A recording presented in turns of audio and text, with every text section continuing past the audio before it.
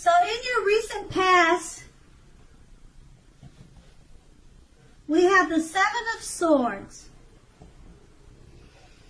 The Seven of Swords can point to someone who is behaving with less than ethical intentions. It sometimes also means prying into someone's life where you don't belong. If you sense that someone is spying on you, you're probably right. If you are tempted to dig through someone else's life, unless it is that of your minor child who has given you cause for concern, resist the impulse. Everyone deserves privacy. And this card is paired with the Two of Cups. Now, the Two of Cups often refers to romantic partnership, but that is not its only connotation. It can speak of balance, friendship, joy, and sharing. In general, this is a card that says that things are likely to be going well. You should be feeling more than usually loved, cared for, and content. So with these two cards paired together,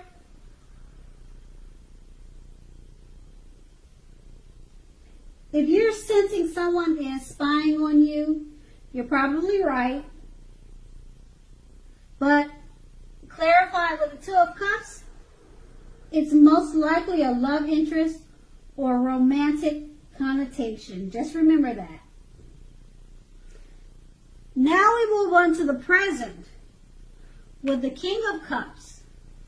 Now the King of Cups speaks of balance, male and female energy. He holds all the positive qualities of both masculine and feminine, often indicating a literal male in your life. Usually when he represents a live person, he's referring to a very kind of loving man who generally have hair on the lighter end of the spectrum. Know that you are supported by the universe in ways seen and unseen. When he appears, in general, the King of Cups represents kindness and compassion. There is an element of pure and true love in your life, no matter what your situation, when he appears.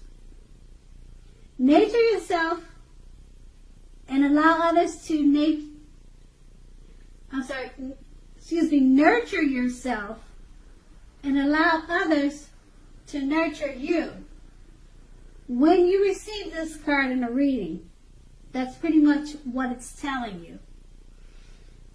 And this card is paired with the Knight of Cups. Now the Knight of Cups, like most, if not all of the cups, is an optimistic, good card to see in a reading. Like all knights, this one often comes bearing messages. Usually, these are the kind of good news that we all want to receive. In general, the Knight of Cups would tell you that things are going to be going well. You are likely to be feeling charged up, ready for action. This card often means that good news, particularly in the realm of matters of the heart, is likely to be headed your way soon. So with these two cards paired together, since the King of Cups represents pure and true love, and it's clarified by the Knight of Cups, it's the kind of love we all want to receive. It may come to you by way of message, text, or letter. Now we move on to your challenges. And we start with the Emperor. Now the Emperor shows us that denotation of the mind over the heart is sometimes necessary, even though it is not wanted. In fact, he should be welcomed, and that is what you must think about when he appears.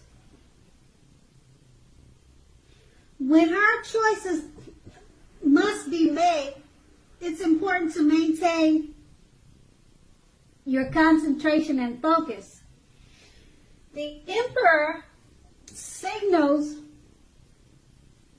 this, but he also signals that now is a time you should find it easier to make hard choices.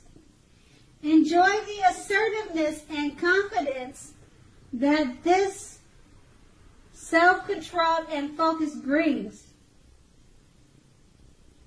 Forge ahead and do what you know is best.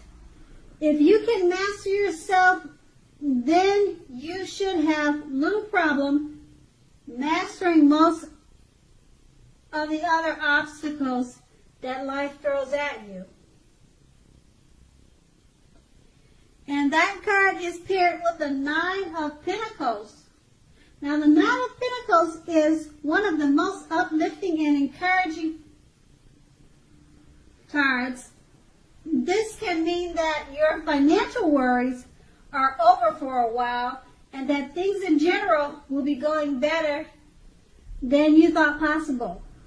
Enjoy this good energy and share your wealth and happiness with others. So with these two cards paired together, since now is the time, you will find it easier to make hard choices.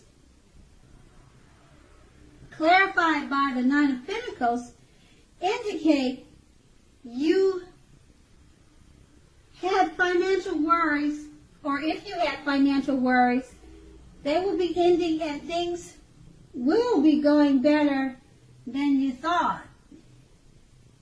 And that was your challenge. Now we move on to the outcome.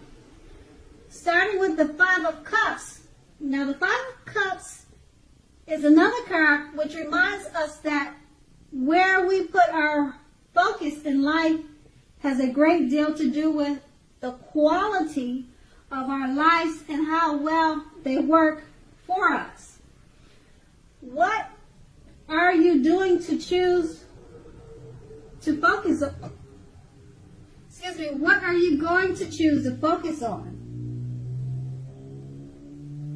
The implication is extremely clear. Are you going to cry over spilt milk? Or are you going to focus on the milk you still have and get on with things? The point is, watch where you put your focus and make sure that the focus is for your highest good. And then we have the Strength card. It's important now for you to make time to meditate